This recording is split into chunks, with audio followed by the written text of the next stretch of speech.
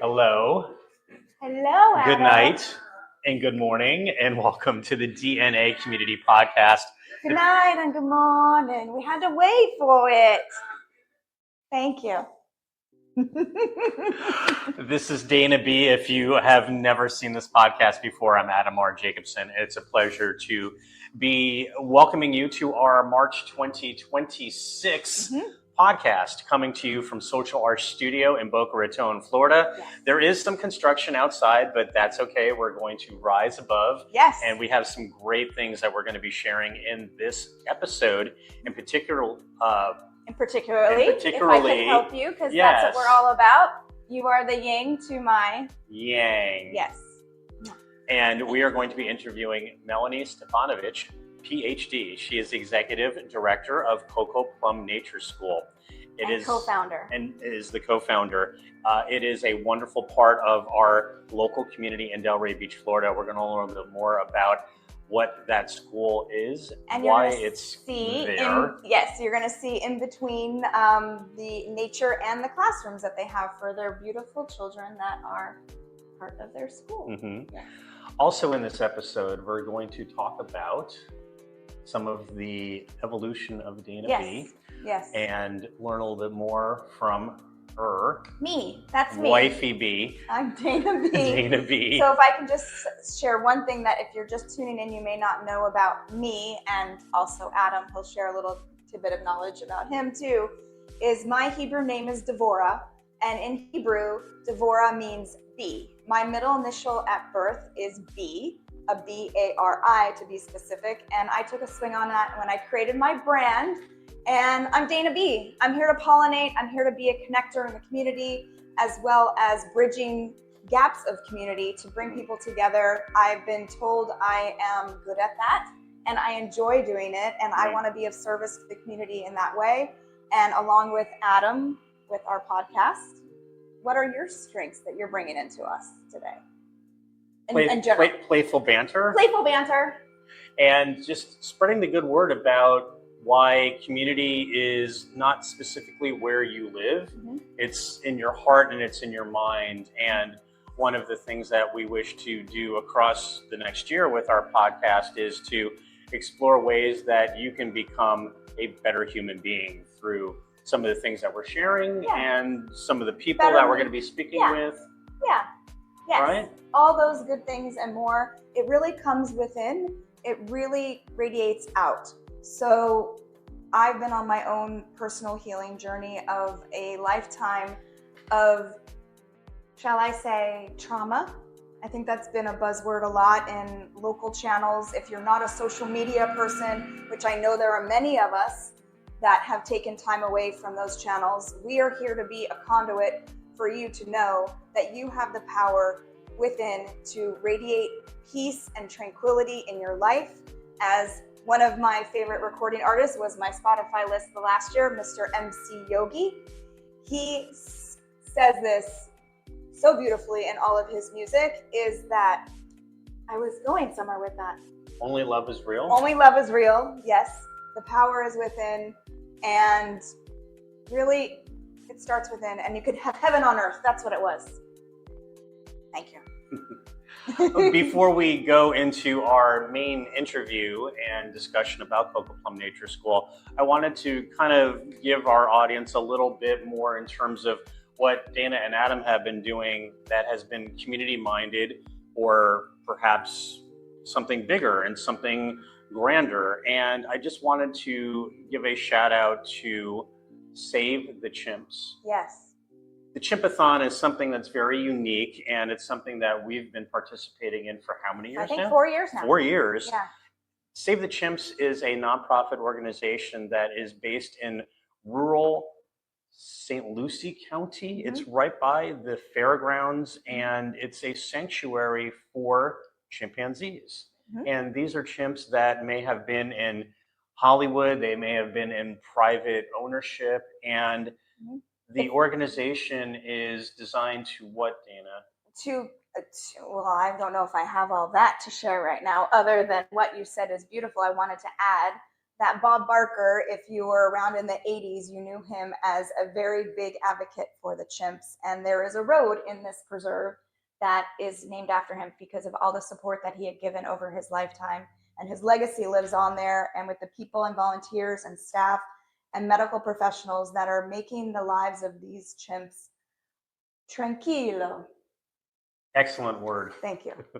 It's a sanctuary, and it gives these chimps, and there are, I believe, more than 150, perhaps 200 that are living on the sanctuary, a dignified way to live their lives. And they even do art. Tell them about the shirt that you purchased this year. So, as some of you may know, the late Ozzy Osbourne was a very avid supporter of Save the Chimps and did a collaborative effort with some of the chimpanzees with art.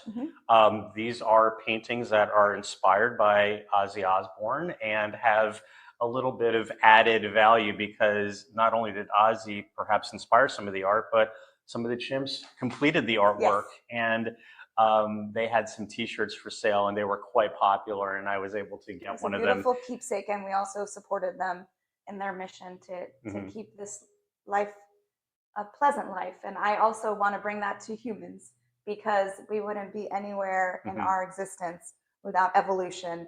And so I am all about advocating. And I think if I could speak for both of us, we are about evolving, not revolutions in the current environment that our society is living through across the entire globe. If we go within, and I'm going to go back to the Buddhist monk walk that we did last month that we spotlighted, how much that had impacted our mission in our own community, right? Exactly. Yeah. And do you want to say anything to our new audience members that may be tuning in from Costa Rica? Yes. So, bienvenidos. Si ustedes están en Costa Rica, nuestro podcast es algo increíble porque estamos desarrollando comunidad y enseñando un mensaje de paz y algo muy simple, que comunidad es en tu mente, en tu corazón, no es simplemente tu pueblo. Y estamos compartiendo cosas y cuentas y personas que puede desarrollar algo más bueno. Y bienvenidos a todos y gracias a todos en Costa Rica específicamente. We're going to change to English now. Yes. And we know a lot of you in Costa Rica do understand English, and Yes. I will be teaching Dana B, or You someone will have be teaching Dana B. You have been since we've met, and because I have California roots, I have Spanish in my DNA. It's very pushed down for some reason, so I'm looking to cultivate it. I really align with the words that are said. I can understand it. Most specifically, a few months ago, we were at a beautiful sound bath, and one of the vocalists, Siren Soleil, was singing. And she was singing in Spanish, but I was making this contact, and it made my emotions come out because I understood what she was saying to my heart, but my mind probably couldn't tell you the words in English. So grateful for the opportunity, and look forward to sharing more of what March has brought us. Yes, we Sending do. You so much love. Yes, and we do appreciate our new growing audience in Costa Rica.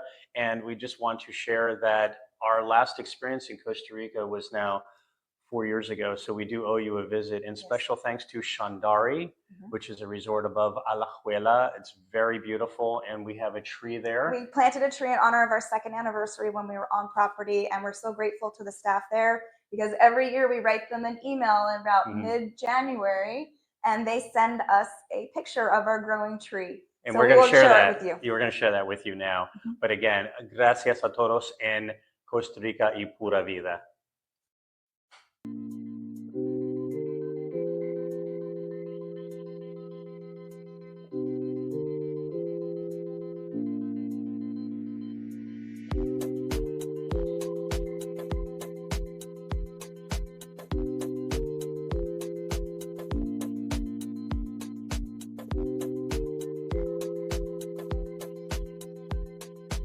And we are here with Melanie Stefanovic, the Executive Director of Cocoplum Nature School, which is located in Delray Beach, Florida. The Be Aligned gatherings have been using their recently, space twice now. It's a wonderful space, and to learn a little bit more about the creation of Cocoplum Nature School, we have Melanie here, and it's so great to have you here. Yeah, thank you. As a product of Montessori school, it is certainly using elements of that and the Waldorf school concept to educate young children in the community in a very unique way. I'd like to begin the conversation by telling our viewers a little bit about how it was created and when. Yeah, sure. Well, thanks for having me first. Our I'm pleasure. so honored to be here and glad to be in conversation with you. So Cocoplum emerged out of the pandemic, like maybe a lot of beautiful things, right? My co-founder and I, Fernanda, started Cocoplum after years of conversations when our children were very small. We would be outside with them at the children's garden or parks or whatever, and saying like, gosh, this is so great. It's just too bad that this is only for little kids. What are they supposed to do when they get bigger? Like big kids still like nature too, right? I still like nature. So that was a question for us, right? Like, what do we do after 4 or 5 or early childhood when play and nature are so accepted in early childhood, but then it's sort of like once you start kindergarten, right, sit down and do your homework and here's a worksheet, right. But that didn't quite sit right with us, both as educators and as mothers. And so then enter the pandemic and all of this time and sort of nervous energy to like, create and do and change. And so that's how Cocoplum was born. We just started spending more and more time together and getting our wheels turning. And we started with a website and an info session before we even had a school. We invited a bunch of people to a park and had said, a big idea. Yeah, we're like, you're like, come listen, we want to share. Exactly. We're like, this is our mission, this is our vision. And they're like, great, where's the school? We were like, well, we don't have that part yet. We're wanted to get your feedback to know if it was a need. Exactly. It sounds like a perfect way to start a business plan. An educational business plan. It was like our pilot or our beta mode. Yes. So, Yes. Which came first, the student enrollment or looking for a home? Oh, that's a great question. So we started with a pilot program at a park in Delray with just preschoolers. So we didn't yet have a home, and then we found a home and needed to go through, all the approval processes and renovating and things.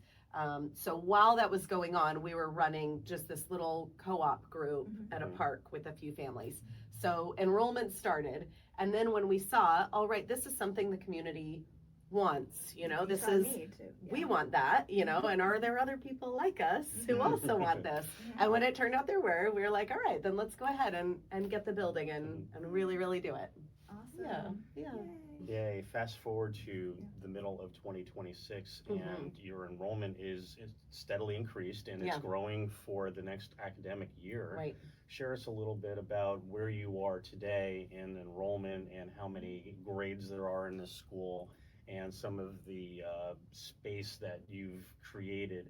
It's behind a church that some people may very well be familiar with if they know Delray, but they may not necessarily know that this space is here. Right. Yeah. We're kind of top secret, tucked away, right? So we're just, I don't know. There are no words. I'm so humbled by the growth, and like so honored by it. It's such an incredible thing to be entrusted with other people's children.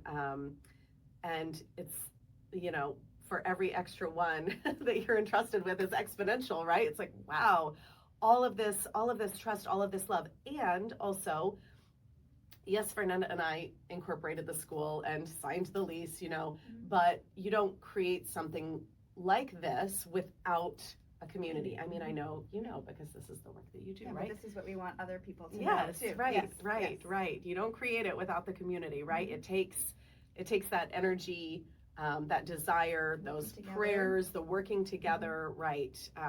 It takes all of that. And so now we're a K through 4 at the school. Next year we're adding 5th grade, so we'll be a full elementary school next school year.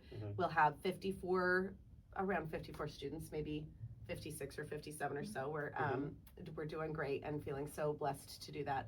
And then we've also got our early childhood program called Nature Tots, which is like once a month. We have around 15 toddlers and their parents coming on campus. And they're just, obviously adorable. And it's such a delight to have them on campus. Yes, it's just so fun.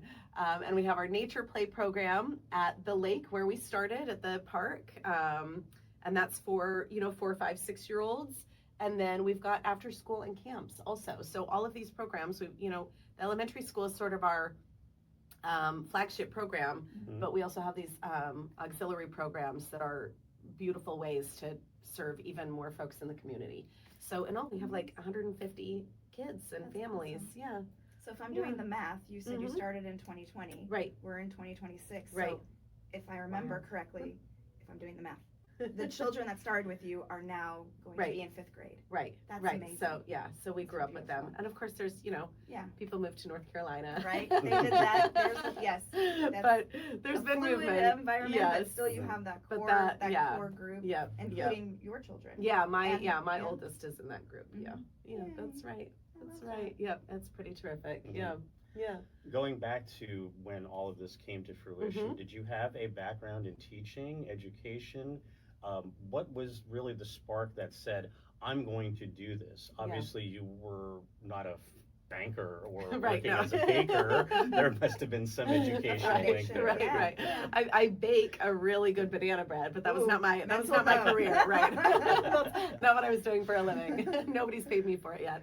I right out of college went right into teaching and had been a classroom teacher since whenever that was, right? For like a different lifetime. 15 years or so.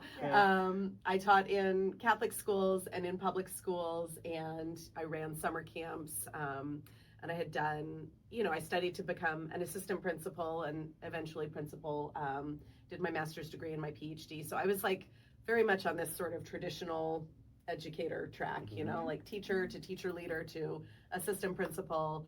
But then, it just, once I had the opportunity to kind of like be home, I had some time during maternity leave with my kids, right? And then a lot of time with the pandemic.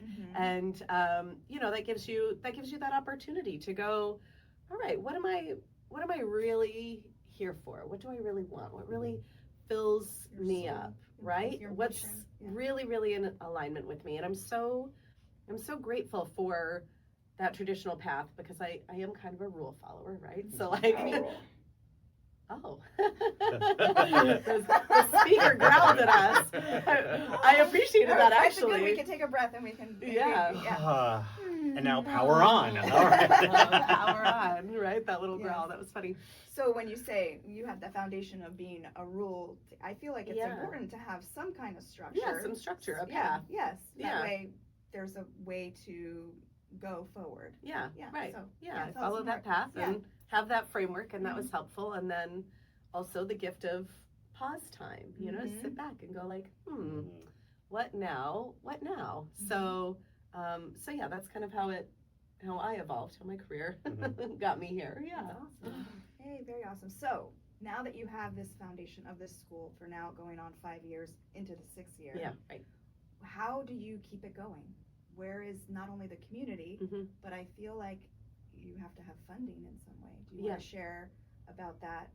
And you also have an event, if I recall. Oh yeah, sure, yes. So really, as a private school, most of our funding comes and support comes from the families, right?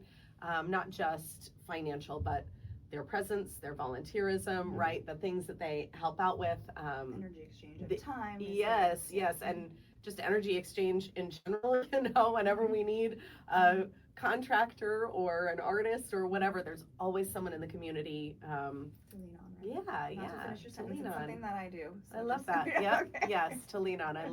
I'm glad you finished my sentence. That's a good verb for that. Yes. Thank you. So then otherwise, when we want to do something a little extra or a little special, then of course we apply for grants and we apply for funding, and then we have our big fundraiser, obviously. So the fundraiser, the icing on the cake at the fundraiser is that it helps us do things like build garden beds, and we share our harvest with the soup kitchen next door, or it helps us buy another school bus so that we can take the kids out, because learning doesn't just happen, inside those 4 walls, right? It happens in the real world. So the fundraiser helps us do those sort of big, extra special things. And it is this year, Yes. April 25th. April 25th. Oh, and what I was saying, Yes. the icing on the cake Yes. is the money. The real reason you go is because it's a ball. It's you know, you a go fun because it's like, time. it's, you know, two birds with In one one stone. stone, Like I yes. go have a good time and I can raise money Yes. for a good cause. Yes. Yes. So this year's event, I'm so excited. It's called Yes. Create and Cultivate. And it's a day of grown-up artsy play. So we're going to have an artist live on site painting. She does natural scenes. Mhm. I have one of her birds actually in my house, and it's so cool. Mhm. So she'll be painting, and you get to watch her paint and bid on that. And we'll have a co-created piece. I don't know if you're familiar with Resource Depot in West Palm. I've heard of it, yes. It's so cool. They Yes. take all of this, you know, stuff that would be destined for the landfill Yes. and clean it up and organize it. And then Oh, wow. it can be used, you know, in the classroom or for Wow. art or whatever. It's so cool. So we have gotten really skilled at collecting cool things from Resource Depot Mm. and co-creating with the children these works of art. And we thought, wouldn't this be fun for the grown-ups too? Yes. So we're going to have a community piece that everybody can contribute to there on site at the event. Mhm. And then also you can bid to win it and take it home.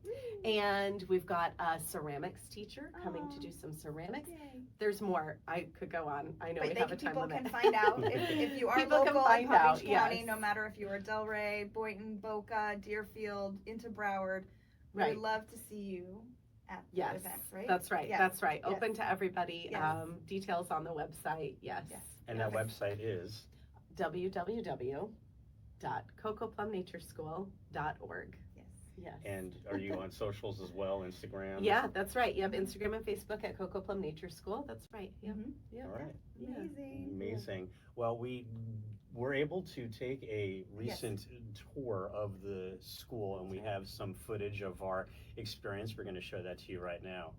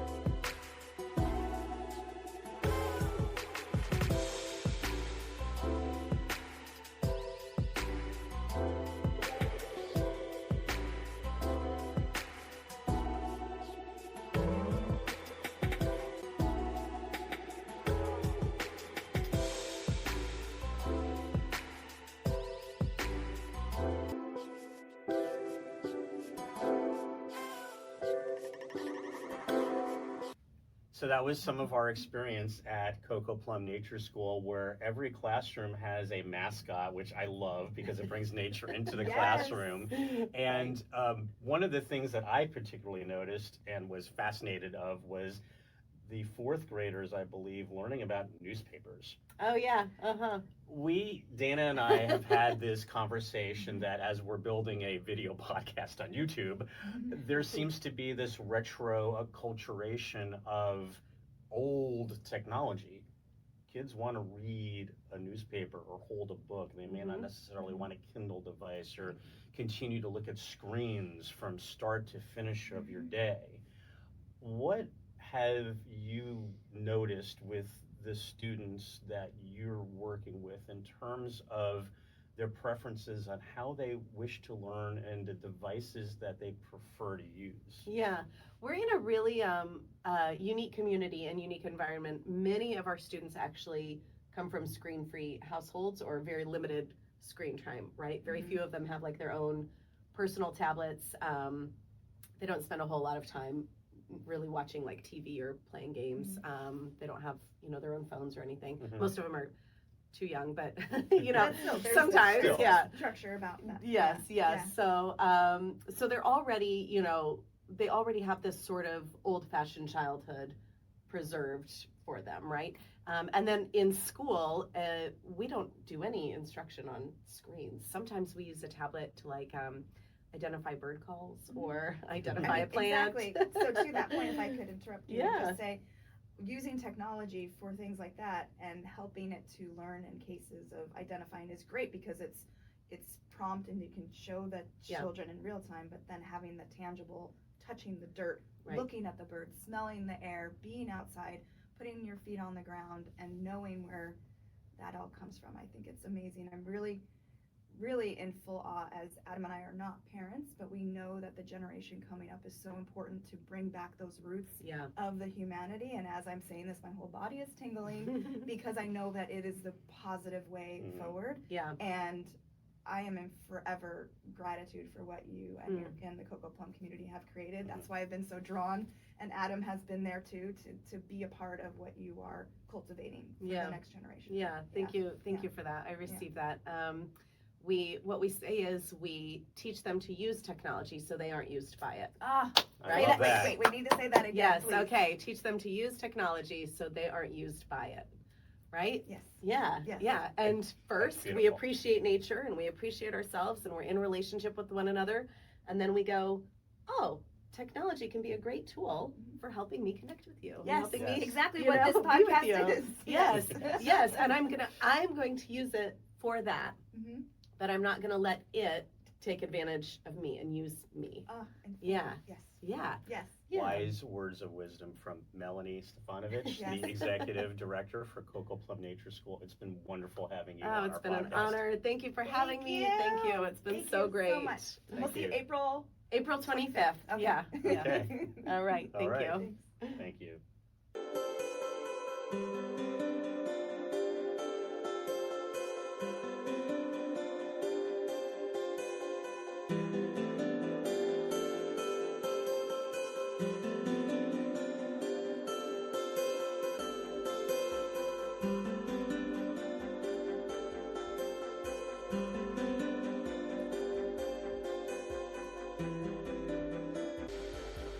Hey, and we're back with the DNA Community Podcast. We're on location at the Armory Arts Center in West Palm Beach. Yes. Hi, Dana. Hi, Adam. That's what I do. She's so sweet. Yes. We are so happy to have you here to learn a little bit more about something learned very recently, and it's very powerful and emotional, and I'm so in love with you, and I'm so happy that you've learned about this organization based on some mental health. So if I can interject, so you can catch your breath. Yes. And it's not, I wouldn't say it's emotional, but I appreciate you saying that. I'm doing my best here. You're doing more than your best. Okay. Because you know why? Because I think you're doing just well. Thank you. So, for those that may not know me personally or following along to my journey through my weekly newsletters and on my socials, I am sharing more about my own struggles in life of my mental health and my nervous system, and continuing every day. It's always work and acknowledgement of myself, intention setting, and things like that. So when I came across this organization through my social channels, I learned that the founder of Tom Shoes created a movement, and when you purchase their box of 2 bracelets that are beautifully made, woven with the word enough on it, it stands for You Are Enough. It's an organization that when you purchase these, you also get, it's a 2-pack. You get one to have for yourself and one to give. So my one to give is to you, Adam. Thank Would you. you mind holding that for a moment? I will hold that, absolutely. So all the 100% of the profits from these purchases of these bracelets for this movement that is very much in line with how I live my life, they go to mental health organizations that are transforming and saving lives every day. It's a beautiful box. It comes with this poem that I'm going to read while I put this on, or actually you should read it while I put it on your hand. It's a note to you. I will read the note. Right. Yeah, thank you. Dear Adam, I see you, the you behind the you, not for anything you've done or anything you're gonna do. I don't stop to say it enough, but I believe in you. And if you could see yourself from my view, you'd believe it too. That's why I'm giving you the gift that I'm receiving too. A message to remind you when you're lost or feeling blue, a mantra to repeat when times are tough, because no matter who we are always enough. It's a silent prayer I'm sending for the world's mental health. I wear this symbol for myself and as a bond to someone else. It's a blessing and a gentle push to never give up, because no matter who you are enough. Love, Dana. Thank you, Dana. And I will say that I am an ambassador for this movement, and a link for you to purchase through my affiliate ambassador link is available in my website and on my social channels, and perhaps we will drop it in the notes of this month's podcast. Thank you. And thank you for watching us in this March 2026 edition of the DNA Community Podcast. Yes. We look forward to exploring more across the community And here. the country in April. So stay tuned. Yes, we're going to do a split screen podcast, if you will, as I will be on the West Coast, Dana will be in the Big Apple, and hopefully you'll be here with us, watching us, and sharing more about how community is within your heart and within your mind. And your DNA. Sending love. Bye. Bye.